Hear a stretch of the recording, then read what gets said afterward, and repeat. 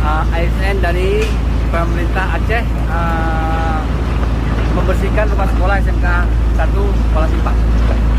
Bagaimana sudah kondisi yang Anda lihat sekarang?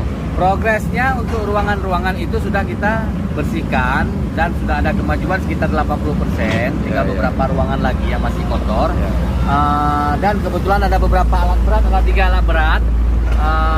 Alat berat ini tugasnya untuk membersihkan lumpur-lumpur yang ada di luar. Ya. Terima kasih. Oke.